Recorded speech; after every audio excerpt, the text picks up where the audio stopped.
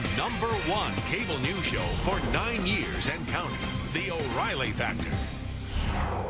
Thanks for staying with us. I'm Laura Ingraham, in for Bill O'Reilly. And in the Impact segment tonight, more state officials coming forward saying that they're set to sue in federal court if Obamacare becomes law.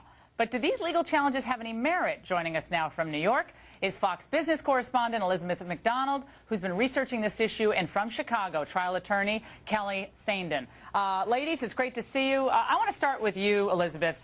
I've heard that there's going to be a Commerce Clause challenge, basically saying that Congress, despite how loosey-goosey the Commerce Clause has become over the years, that now Congress has gone a step too far with mandating that people purchase a product, namely health insurance. What do you say? Yeah, you just laid out what could be a Supreme Court challenge. You're going to hear it first here on your show, Laura. And what's going on is this.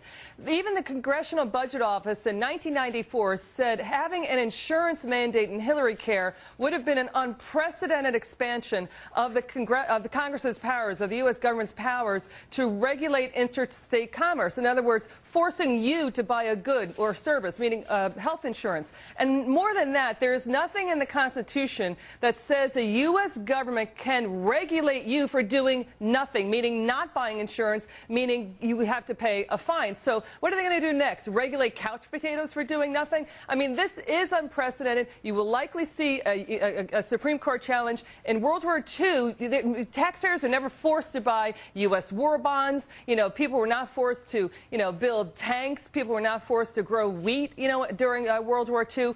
And I raise that issue because this challenge has come up again and again and again, and it's been shot down. This is going to be one of the hottest legal controversies coming out of the health reform debate.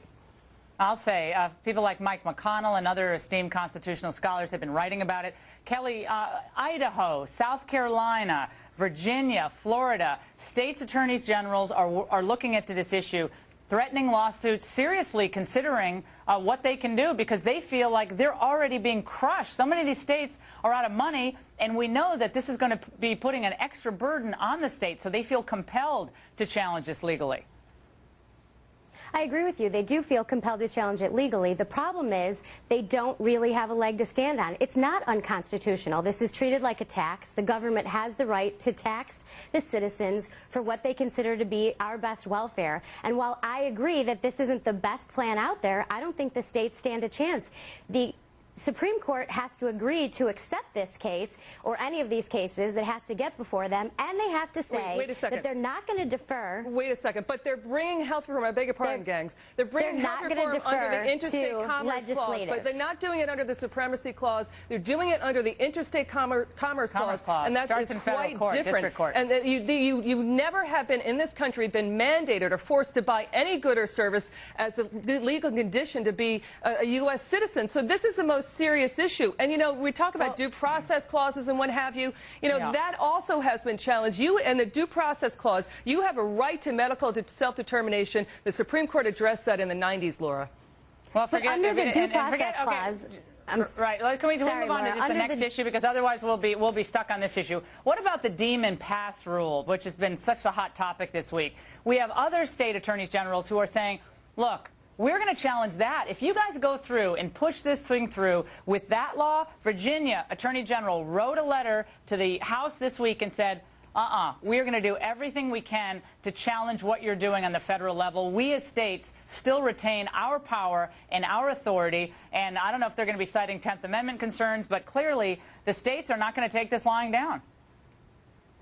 Was that for me or for... I agree. Kelly. Now, Kelly, go ahead. Sorry about that.